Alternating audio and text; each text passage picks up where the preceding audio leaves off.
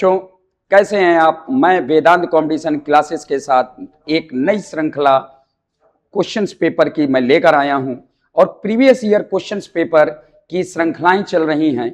इससे पहले एक श्रृंखला मैंने आपको दी हुई थी। आज 1 दिसंबर 2021 का क्वेश्चंस पेपर होगा और मैं आपको हिंदी का क्वेश्चंस पेपर हल कराता हूं और श्रृंखला के दौरान मैं आपको प्रत्येक प्रश्न के लिए कुछ समय दूंगा जिस पे आप ये निश्चित हो सकें कि कौन सा इसका उत्तर सही होना चाहिए और आप अपनी तैयारी के बारे में मूल्यांकन कर सकें। आइए क्वेश्चंस पेपर हल करते हैं। पहला क्वेश्चन, अतएव शब्द में कौन सा संधि विच्छेद क्या होगा? अतएव शब्द में अतः धन एव, ये इसका सही जवाब है। ये बेटा विसर्ग संधि है। विसर्ग संधि, विसर्ग के पहले यदि कोई स्वर हो तथा उसके बाद विसर्ग हो तो विसर्ग का लोप हो जाता है और यह विसर्ग संधि के रूप में मौजूद है। नेक्स्ट क्वेश्चन, शा ध्वनि का उच्चारण स्थान इनमें से कौन सा है? तो बेटा शा का तालब्य होता है उच्चारण स्थान। शा के लिए तालब्य उच्चारण स्थान है। चा वर्ग तालब्य के लिए होता है। यश को वही प्राप्त करता है जो चालू होता है और चा बहुत चालू है तो निश्चित रूप से यश को वही प्राप्त करेगा। इस कारण यहां पर यह तालब्य भी है और यहां पर छोटी ई और बड़ी ई, इसका भी उच्चारण स्थान बेटा तालब्य होता है। मूर्धन्य के लिए टा वर्ग होता है, कटकोण वाला सा होता है और ऋषि वाला री, जो अधिकांश पेपर में पूछा जाता है। दंत के लिए ता वर्ग और शा। ओष्ठ के लिए पा वर्ग, छोटा ऊ तथा बड़ा ऊ इसके उच्चारण स्थान होते हैं। नेक्स्ट क्वेश्चन, जगन्नाथ शब्द में कौन सी संधि है? जगन्नाथ शब्द में कौन सी संधि है? जल्दी से अपना उत्तर दीजिए। जब भी बेटा शब्द में दो अक्षर लगातार रिपीट कर जाएं, जब भी किसी भी शब्द में दो अक्षर लगातार दोहरा जाएं, वहां निश्चित रूप से केवल और केवल व्यंजन संधि ही होती है। व्यंजन संधि का बेटा एक नियम भी है कि जो दोहराया हुआ अक्षर है उसका प्रथम वर्ण देखा जाता है। ना बेटा किस में आता है? ना ता वर्ग में आता है, तो पंचम अक्षर पहले में पलट जाएगा और इसका संधि विच्छेद हो जाएगा। जगत धन नाथ किताबी नियम कहता है, क्योंकि व्यंजन संधि के 14 नियम होते हैं, उनमें से एक नियम होता है किसी भी वर्ग का पहला व्यंजन अक्षर के बाद किसी भी वर्ग का पांचवा अक्षर आता है तो पहला व्यंजन अक्षर अपने वर्ग में पांचवें में बदल जाता है। तो ता यहां पर अपने वर्ग में पहला है और इसका पांचवा वर्ण त थ द ध न, तो आधा अक्षर क्योंकि हलंत लगा है तो आधा अक्षर ही आपको यहां पर पलटेगा, तो आधा ना हो जाएगा और नात बेटा शब्द इस तरह से जुड़ जाएगा। मैं अन्य नियमों की भी अगर मैं बात करूं, कोई भी अक्षर अगर दोहराता है व्यंजन अक्षर तो वहां निश्चित रूप से केवल और केवल व्यंजन संधि ही होगा। एक आधा होगा और दूसरा पूरा अक्षर हो जाता है। ठीक है, जगन्नाथ व्यंजन संधि है बेटा। अगला नेक्स्ट, अनभिज्ञ। अनभिज्ञ शब्द का विलोम शब्द कौन सा होगा? अनभिज्ञ जो कुछ भी ना जानता हो, तो इसका विलोम शब्द अभिज्ञ होगा। अभिज्ञ का अर्थ होता है बेटा जानकार, अभिज्ञ का अर्थ होता है जानकार। अनभिज्ञ का मतलब जो कुछ भी ना जाने। अभिज्ञ को ही हम लोग विज्ञ भी कहते हैं। ये बात कई बार प्रश्न पत्र में पूछी जाती है। अनभिज्ञ का अर्थ होता है जो कुछ भी ना जाने, अभिज्ञ का मतलब होता है जो जाने, विज्ञ का मतलब होता है जो विशेष रूप से कुछ जाने।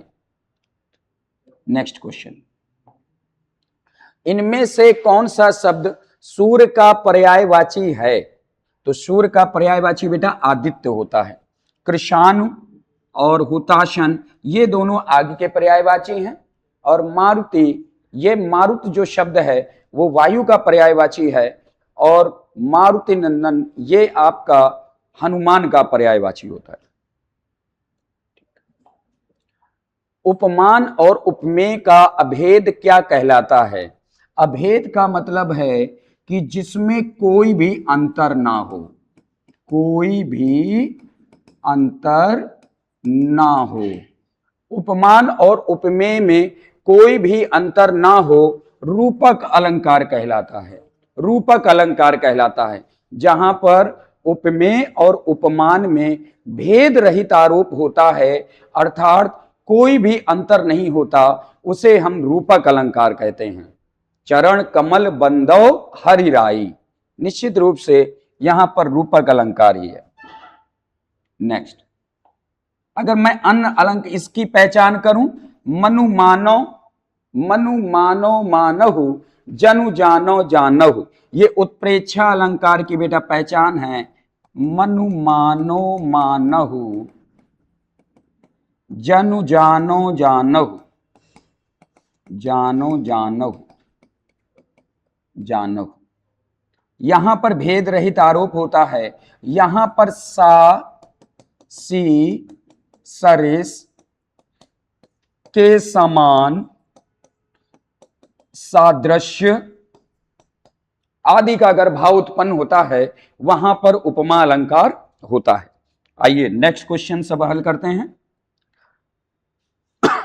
किनके नाम अधिकतर पुल्लिंग होते हैं?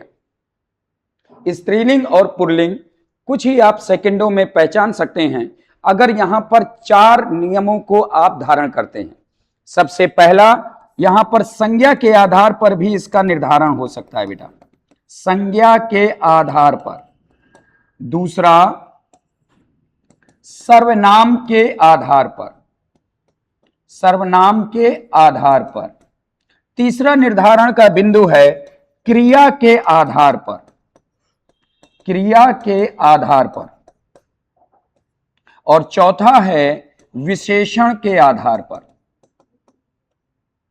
विशेषण के आधार पर। लिंग का तुरंत निर्धारण हो जाता है कि किसी भी शब्द में पुल्लिंग होगा अथवा स्त्रीलिंग। अगर मैं दिनों की बात करूं, अगर क्रिया को ले लेता हूं तो होता है, अगर शब्द बोलेंगे तो पुल्लिंग शब्द होगा, अगर होती है शब्द बोलेंगे तो शब्द स्त्रीलिंग का होगा। सोमवार का दिन होता है, मंगलवार का भी दिन होता है, बुधवार का भी दिन होता है।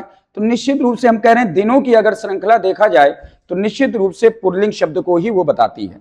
तो इसका answer A option is the right answer. Next question, बाग बाग होना मुहावरे का अर्थ कौन सा है? दिल बाग बाग हो गया, व्यवहारिक रूप से भी कहते हैं। तो निश्चित रूप से जब दिल तभी बाग बाग होगा जब कोई भी व्यक्ति प्रसन्न होगा। तो यानी हम कह सकते हैं अति प्रसन्न होना, दिल बाग बाग होना, अति प्रसन्न होना। नेक्स्ट क्वेश्चन, देवनागरी लिपि के स्थान पर रोमन लिपि स्वीकार करने का सुझाव किसने दिया था? सुनीति कुमार चटर्जी। इसकी पूरी व्याख्या मैं श्रृंखलाएं लेकर आ रहा हूं साहित्य की।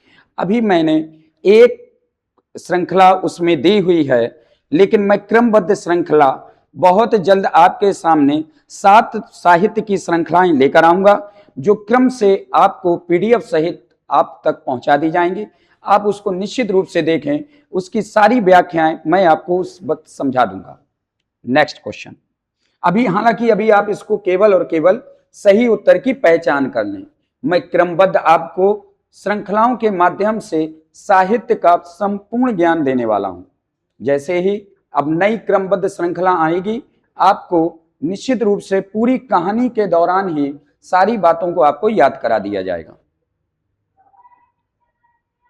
नेक्स्ट क्वेश्चन, इनमें से संख्यावाचक विशेषण से संबंधित कौन है? संख्यावाचक विशेषण मैंने कई बार आप लोगों को बताया हुआ है।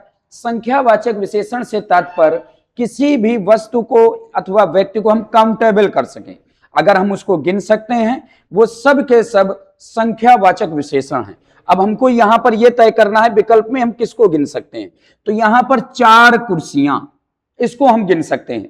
20 मीटर कपड़ा की अगर हम बात करें तो ये बेटा इकाई लगा हुआ है, ये इकाई का प्रयोग कर दिया है, इस कारण इसको परिमाण बोधक विशेषण कहेंगे।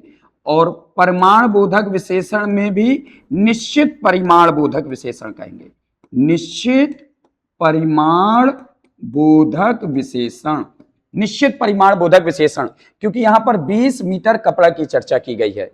यहां पर ये सुंदर शब्द विशेषण है और ये किसी भी चीज की विशेषता बता रहा है, अर्थात ये गुणबोधक विशेषण होगा। ठीक, ये भी आपका भद्दा भी गुणबोधक विशेषण है, गुणबोधक विशेषण है ये भी आपका गुणबोधक विशेषण, गुणबोधक विशेषण। गुणबोधक विशेषण की बेटा पहचान करने के लिए कैसा या कैसी का प्रश्न करना होगा। कैसा या कैसी का अगर आप प्रश्न करते हैं तो निश्चित रूप से आपको गुणबोधक विशेषण की जानकारी होगी। जैसे मैंने कहा राम सुंदर है, राम कैसा है, सुंदर, कैसा का जवाब आया है, निश्चित रूप से ये आपका गुणबोधक विशेषण ही होगा। मैंने यहां पर कहा रावण भद्दा है, रावण कैसा है, भद्दा है, या किसी भी वस्तु के बारे में भद्देपन को अगर बताएंगे तो वह उसकी विशेषता को प्रकट करता है, तो निश्चित रूप से यह आपका गुण ही है। यहां पर 20 मीटर, कितना या कितनी का प्रश्न करेंगे तो परिमाण बोधक विशेषण की जानकारी होती है। कितना या कितनी, कितना या कितनी का प्रश्न करेंगे तो परिमाण बोधक विशेषण की जानकारी होगी। यहां पर कितने मीटर कपड़ा है, 20 मीटर, तो निश्चित रूप से हम यहां पर कह सकते हैं कितना का प्रश्न का जवाब मिला है, इस कारण हम इसको परिमाण बोधक विशेषण कहेंगे, इसको हम परिमाण बोधक विशेषण कहेंगे। बेटा इसको हम परिमाण बोधक विशेषण कहते हैं। ये आपका ये उत्तर इस रूप में दिया गया है। यहां पर सी का बेटा व्याख्या ये आपकी मौजूद है और डी ऑप्शन की व्याख्या ये मौजूद है और बी ऑप्शन की व्याख्या यहां पर आप पता कर सकते हैं कितना या कितनी के माध्यम से, और ए नंबर की व्याख्या ये आपकी मौजूद है। नेक्स्ट क्वेश्चन, जो भविष्य की बात सोचता हो उसे हम अग्रसोची कहते हैं। आगे की बात सोचने वाले को, जो भविष्य की चिंता करे, उसे हम अग्रसोची कहते हैं, क्योंकि वो आगे की ओर सोच रहा है। इनमें से कौन सा वाक्य शुद्ध है, तो दीवार पहले वाक्य में ये शब्द गलत बेटा लिखा हुआ है, वर्तनीय शुद्ध है। दीवाल भी शब्द क्या है, गलत लिखा हुआ है। क्या दीवाल बहुत ऊंची है, तो दीवाल शब्द ही गलत है, तो ये भी आपका गलत है। निश्चित रूप से डी ऑप्शन, क्या दीवार बहुत ऊंची है, ये बिल्कुल सही आंसर है बेटा वाक्य में। नेक्स्ट क्वेश्चन, इनमें से कृत्रिम शब्द का विलोम शब्द कौन सा है, प्राकृतिक। कृत्रिम का मतलब होता है बनावट या बनावटी चीज, तो इसका आपका विलोम जो है प्राकृतिक, इसी को हम लोग नैसर्गिक भी कहते हैं, नैसर्गिक भी कहते हैं। नेक्स्ट क्वेश्चन, प्रत्यक्ष शब्द में कौन सी संधि है, प्रत्यक्ष शब्द में कौन सी संधि है, तो अभी संधि आपको लगातार पेपर, अभी टॉपिक बाय टॉपिक व्याकरण के आपको क्रमवार अध्ययन करने को मिलेगा, लेकिन वर्तमान परिस्थिति को संभालते हुए मैं आपको यह कह सकता हूं कि या वा के पहले अगर कोई आधा अक्षर है, वहां पर आप यण संधि होने की प्रबल संभावना है। तो प्रत्यक्ष में हम देख रहे हैं या के पहले आधा ता लगा हुआ है, तो निश्चित रूप से यहां पर यण संधि हो सकता है। इसके और भी ज्यादा निश्चित होने के लिए हम इसका संधि विच्छेद भी कर लें, या के पहले अथवा वा के पहले जो भी आधा अक्षर होगा उसे हम सबसे पहले पूरा कर लेते हैं।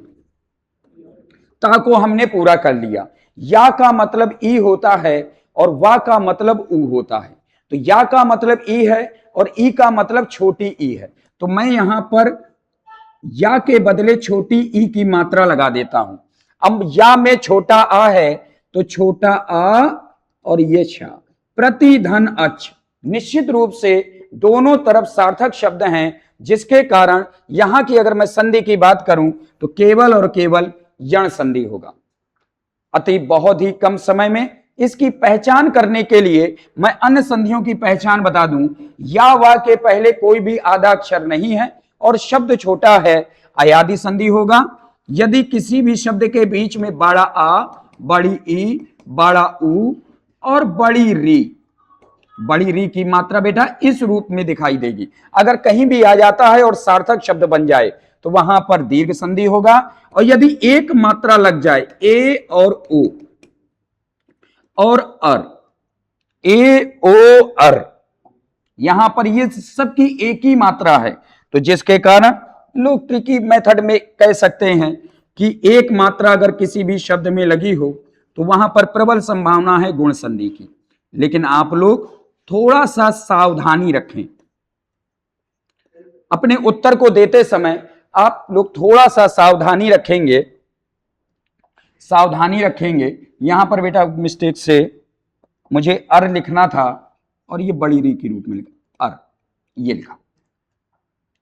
गुण संधि में मैंने कहा जहां पर एक मात्रा लगी हो उसे हम गुण संधि कहते हैं। समस्या बेटा इसकी हो जाती है, इसकी इसलिए समस्या हो जाती है, मैं थोड़ा सा अंतर करके बता देता हूं। ए बेटा संयुक्त स्वर है जो आ धन ई से मिलकर बनता है। यहां पर बेटा बड़ा आ भी हो सकता है, यहां पर बड़ी ई भी हो सकता है। तो आ धन ई से मिलकर ए बनता है, तो निश्चित रूप से आप ये समझ लीजिए कि पहले शब्द का अंतिम वर्ण छोटा आ या बड़ा होगा और दूसरे शब्द का पहला वर्ण या तो छोटी ई से बनेगा या तो बड़ी ई से बनेगा। इसी प्रकार से ओ की अगर हम बात करें तो आ धन ऊ से मिलकर बनता है। आ छोटा भी हो सकता है, बड़ा भी हो सकता है, छोटा ऊ भी हो सकता है और बड़ा ऊ भी हो सकता है। तो यानी पहले शब्द का अंतिम वर्ण या तो छोटा आ है या तो बड़ा आ है और दूसरे शब्द का पहला वर्ण या तो छोटा ऊ है या तो बड़ा ऊ लगाकर शब्द बन जाए तो उसे हम गुण संधि कहेंगे। और अगर शब्द नहीं बनता है तो उसे हम निश्चित रूप से विसर्ग संधि कहेंगे। यहां पर शब्द लिखा हुआ है परमोत्सव, परमोत्सव, और शब्द बेटा लिखा हुआ है मनोबल। इन दोनों शब्दों में अंतर केवल और केवल ओ की मात्रा दोनों जगह है, लेकिन छोटा ऊ अथवा बड़ा ऊ लगाकर देखते हैं सार्थक शब्द कहां पर बनता है।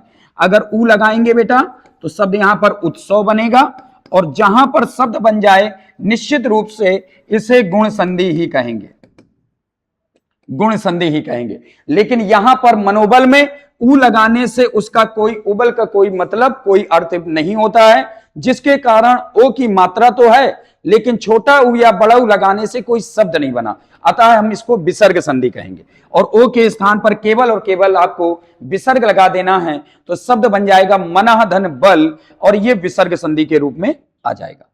नेक्स्ट क्वेश्चन, इनमें से तीक्ष्ण शब्द का विलोम शब्द कौन सा है? तीक्ष्ण मतलब तीखा और मंद मतलब धीमा। B option is the right answer. Next question, इनमें से कौन सा शब्द शुद्ध है? कई बार ये बेटा क्वेश्चंस पूछा गया है, हर बार दिख जाता है और शब्द आप लोगों ने तय कर लिया होगा और ऑप्शन सी जो आपने तय किया है वही सही है। बेटा ऑप्शन सी ही सही है, आशीर्वाद। मुझे उम्मीद है कि सभी लोगों ने इस प्रश्न का सही उत्तर दिया होगा।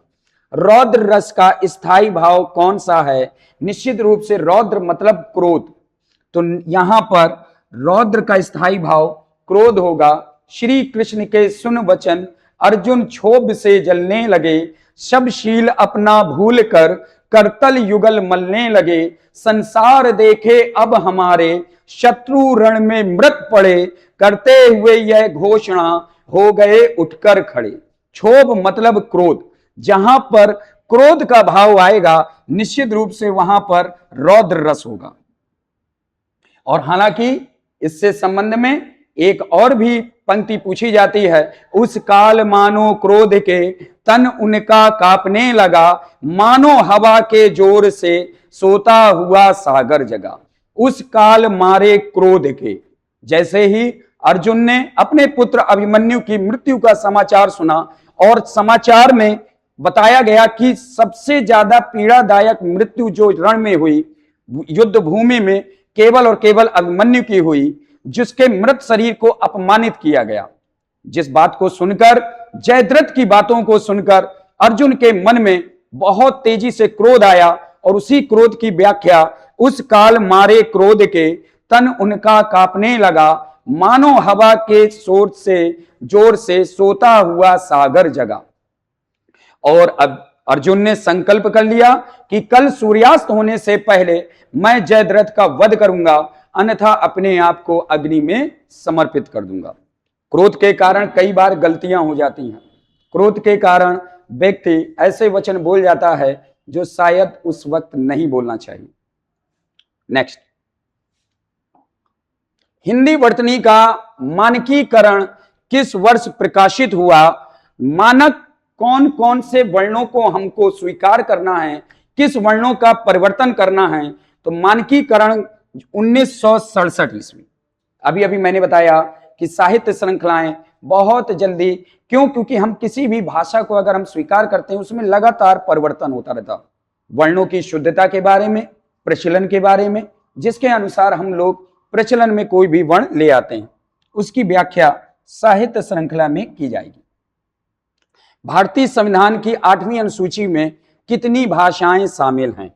तो निश्चित रूप से वर्तमान में भारतीय संविधान की 8वीं अनुसूची के अंतर्गत 22 भाषाएं सम्मिलित हैं।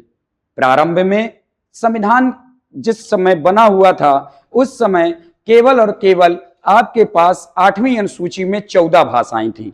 15वीं भाषा सिंधी को जोड़ा गया था, सिंधी को। इसको बेटा 21वें संविधान संशोधन, 21वें संविधान संशोधन 1967 में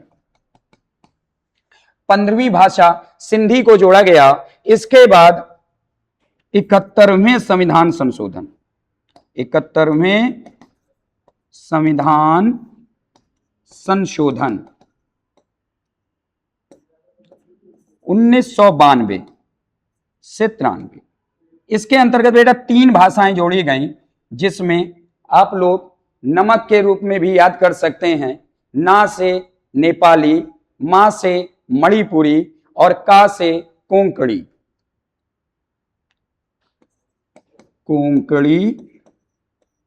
मणिपुरी, नेपाली।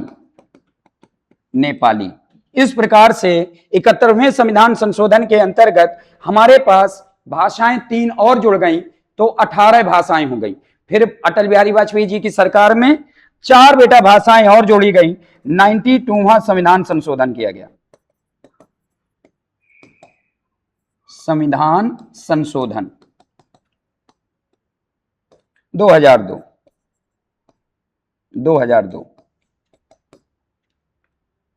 बोडो, डोगरी, मैथिली,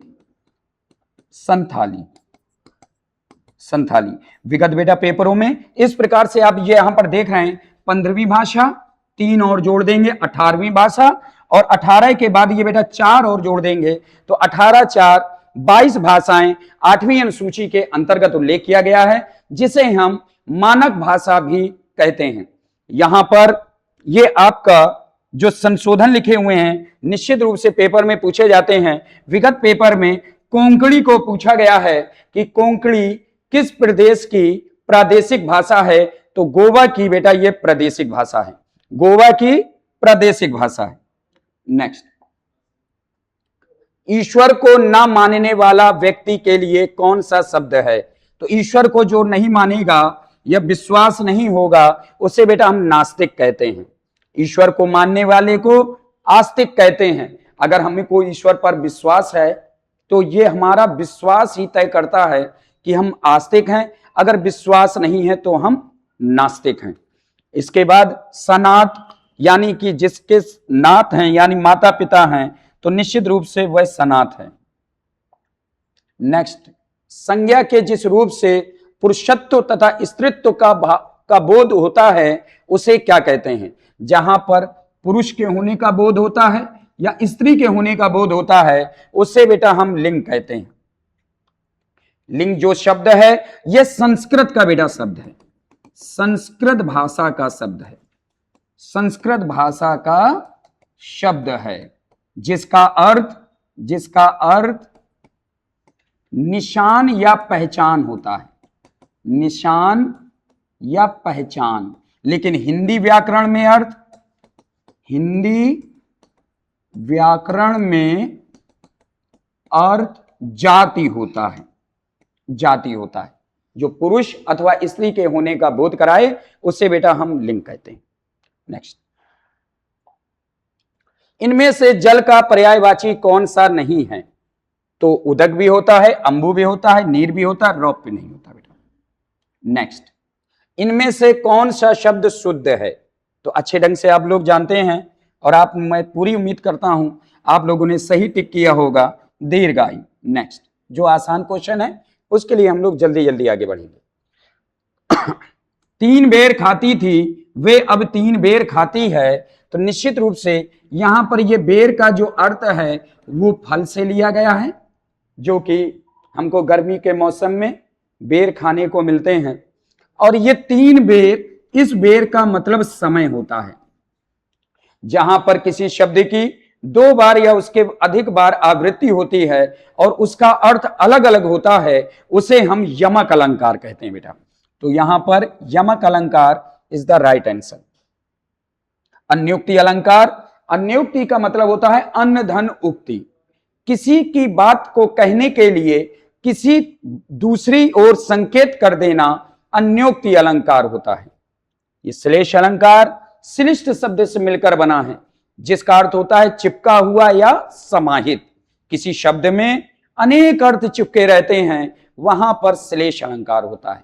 अनुप्रास का अर्थ ही होता है वर्णों की आवृत्ति। नेक्स्ट, यमक अलंकार इज द राइट आंसर। इनमें से तद्भव शब्द का चयन कीजिए। तद्भव शब्द निडर होगा बेटा, निडर। तद्भव इसलिए है क्योंकि ये नी जो शब्द आया है ये हिंदी पर आधारित उपसर्ग है, हिंदी पर आधारित उपसर्ग है, उपसर्ग है, हिंदी पर आधारित उपसर्ग है। और ये निश्चित रूप से हिंदी वाले जो शब्द हैं वो सारे के सारे तद्भव होते हैं, तो इस कारण ये यहां पर तद्भव शब्द कहलाएगा। नेक्स्ट, जो ममत्व यानी ममता से रहित हो, जो ममत्व से, जिसके हृदय में ममता या ममत्व ना हो, उसे हम क्या कहेंगे? निर्मम कहेंगे। बिना ममत्व यानी बिना ममता के। अक्ल पर पत्थर पड़ना, कभी कभी व्यक्ति को सही बात नहीं समझ में आती अथवा वह सही बात को सुनना भी पसंद नहीं करता, इसलिए हम लोग कहते हैं अक्ल पर पत्थर पड़ गया, यानी बुद्धि भ्रष्ट हो गई, बुद्धि भ्रष्ट होना। नेक्स्ट, इनमें कौन सा शब्द विशेषण नहीं है?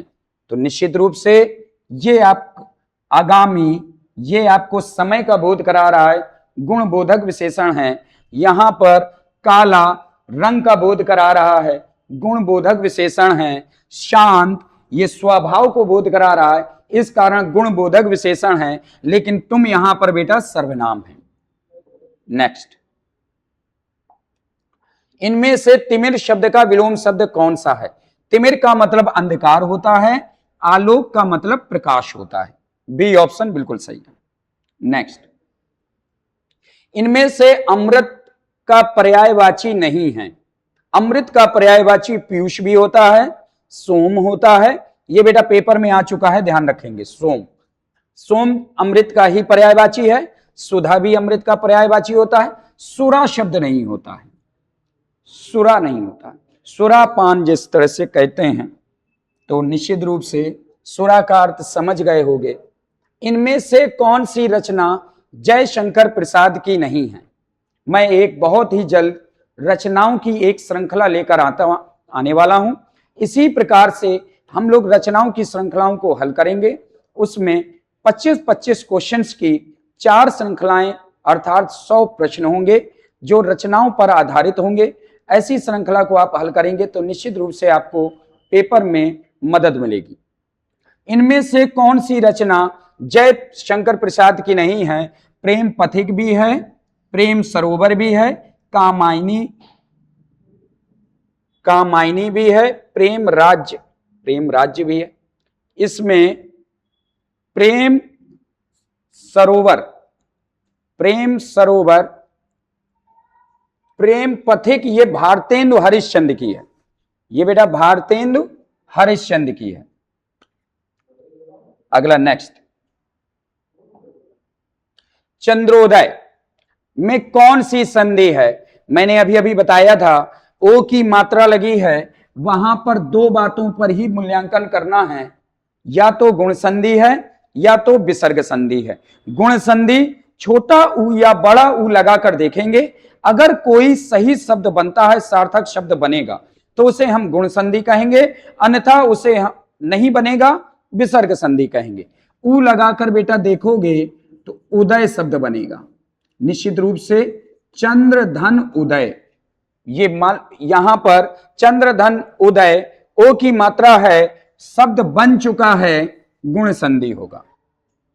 बड़ा आ बड़ी ई बड़ा ऊ या बड़ी री की मात्रा, बड़ा आ बड़ी ई बड़ा ऊ या बड़ी री की मात्रा दीर्घ संधि की पहचान है। वृद्धि संधि दो मात्राएं लगी हूं, दो मात्राएं लगी हूं, वहां पर वृद्धि संधि होती है। यण संधि या वा के पहले आधा अक्षर हो, आधा अक्षर हो तो अधिकांश शब्द यण संधि के होते हैं।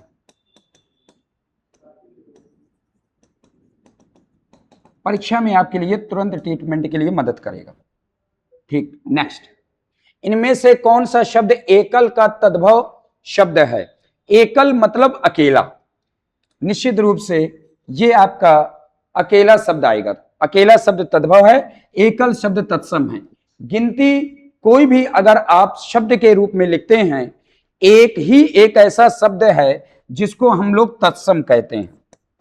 ये बेटा तत्सम शब्द है, तत्सम शब्द है। इसके अलावा जितनी भी गिनतियां हैं, 2 3 4 5 6 7 कितनी भी गिनती क्यों ना हो, अगर हिंदी पर अगर आप शब्द लिख रहे हैं, निश्चित रूप से सारी गिनतियां, सारी संख्याएं जो आप हिंदी पर आधारित लिखते हैं, वो सब के सब तद्भव हैं। केवल एक ही एक ऐसा शब्द है जो तत्सम शब्द होता है। एकल का अर्थ अकेला होता है। नेक्स्ट, इनमें से कौन सा प्रत्यय लेखक शब्द के अंत में प्रयुक्त हुआ है? लेखक, लेख धन अक, option A is the right answer. Next, Hindi में साहित्य अकादमी पुरस्कार सर्वप्रथम किस साहित्यकार को मिला? तो बेटा माखनलाल चतुर्वेदी हेम तरंगिणी को मिला। हेम तरंगिणी 1955 में मिला, 1955 ईस्वी में मिला।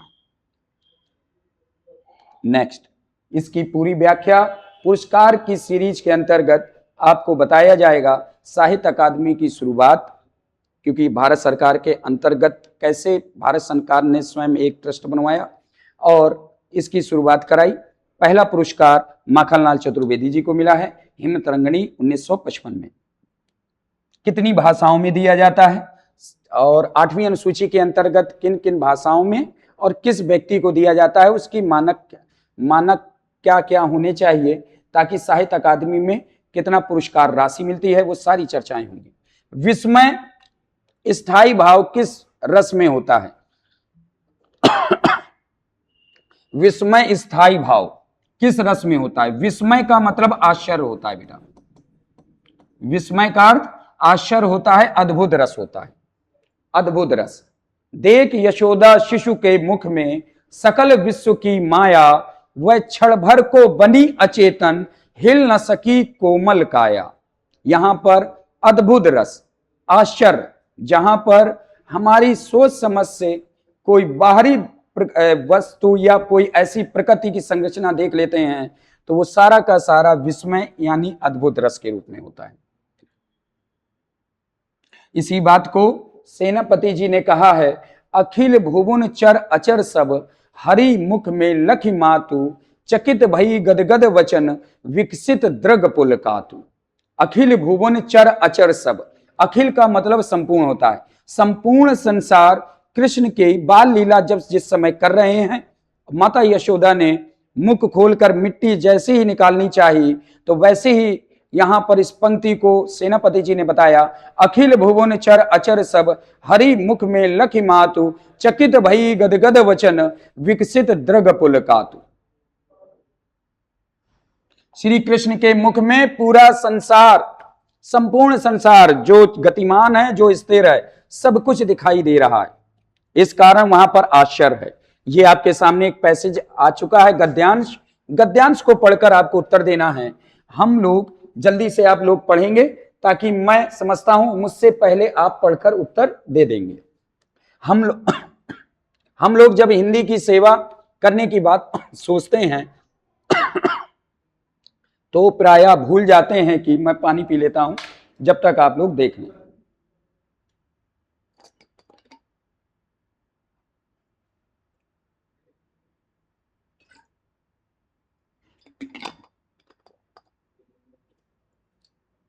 जल्दी से पढ़कर आप लोग अपना उत्तर दें। हम लोग जब हिंदी की सेवा करने की बात सोचते हैं तो प्रायः भूल जाते हैं कि यह लाक्षणिक प्रयोग है। हिंदी की सेवा का अर्थ है उस मानव समाज की सेवा जिसके विचारों के आदान प्रदान का माध्यम हिंदी है। मनुष्य ही बड़ी चीज है, भाषा उसी की सेवा के लिए है। साहित्य सृष्टि का भी यही अर्थ है। जो साहित्य अपने आप के लिए लिखा जाता है उसकी क्या कीमत है मैं नहीं कह सकता, परंतु जो साहित्य मनुष्य समाज को रोग, शोक, दारिद्र, अज्ञान और परमुखापेक्षिता से बचाकर उसमें आत्मबल का संचार करता है वह निश्चय ही अक्षय निधि है। निधि का मतलब यहां पर आपके संचय करने से है, और यहां पर जो धन है तो कैसा अक्षय, जो कभी नष्ट होने वाला ना हो। बहुत अच्छी बात है। कहता है कि अक्षय निधि का अर्थ कौन सा है। पहले ही बेटा ये क्वेश्चन पूछा गया है। तो अक्षय निधि का मतलब अक्षय, जो कभी क्षय ना हो यानी नष्ट ना हो, कभी ना खत्म होने वाली संपत्ति। निधि का मतलब धन या संपत्ति होता है। अगला नेक्स्ट क्वेश्चन क्या पूछता है, परमुखापेक्षिता से तात्पर्य क्या है। परमुखापेक्षिता दूसरों से आशा रखना। पर का मतलब बेटा दूसरा होता है, मुख धन अपेक्षिता, तो दूसरों से जो आशा रखता है वो परमुखापेक्षिता का अर्थ कहलाता है, दूसरों से आशा रखना। नेक्स्ट क्वेश्चन, इनमें से कौन सा शब्द स्त्रीलिंग नहीं है। मैंने इससे पहले आपको स्त्रीलिंग अथवा पुल्लिंग के 4 तरीके बताए हैं, तो जिसमें संज्ञा के आधार पर देखकर पहचाना जा सकता है। इसके बाद सर्वनाम के आधार पर, क्रिया के आधार पर, विशेषण के आधार पर। अब यहां पर क्रिया के आधार की अगर हम बात करें तो होता है या होती है। अगर होता है शब्द बोलेंगे किसी भी शब्द को में वाक्य बनाने में तो निश्चित रूप से वह पुल्लिंग है। अगर किसी भी वाक्य को बनाते समय होती है बोल देते हैं तो निश्चित रूप से स्त्रीलिंग है। यहां पर भाषा होती है तो शब्द तो स्त्रीलिंग हो गया। सेवा होती है या की जाती है, निश्चित रूप से स्त्रीलिंग हो गया। हिंदी होती है क्योंकि हिंदी होती है या हिंदी पढ़ी जाती है। और प्रयोग होता है अथवा होती है, इस आधार पर भी हम लोग लिंग की पहचान कर सकते हैं, कौन सा शब्द पुल्लिंग है अथवा कौन सा शब्द स्त्रीलिंग है। तो प्रयोग होता है, प्रयोग किया जाता है, तो प्रयोग शब्द यहां पर स्त्रीलिंग नहीं है। इस प्रकार से आज आपने 1 दिसंबर 2021 का पेपर हल कर लिया है। अब मैं नई श्रृंखला सीरीज के अंतर्गत तीसरा क्वेश्चन पेपर प्रीवियस ईयर का आपके सामने फिर से लेकर आऊंगा। तब तक आप फिर से अध्ययन करिए और अपना मूल्यांकन करिए कि आप कहां पर आप कमी कर रहे हैं। रही बात साहित्य की, जो साहित्य के प्रश्न बीच बीच में यूपीएसआई में पूछे गए, साहित्य की श्रृंखलाएं आपको दे दी जाएंगी और उसका पीडीएफ भी आपको दे दिया जाएगा। अब मिलते हैं अगली श्रृंखला में। जय हिंद।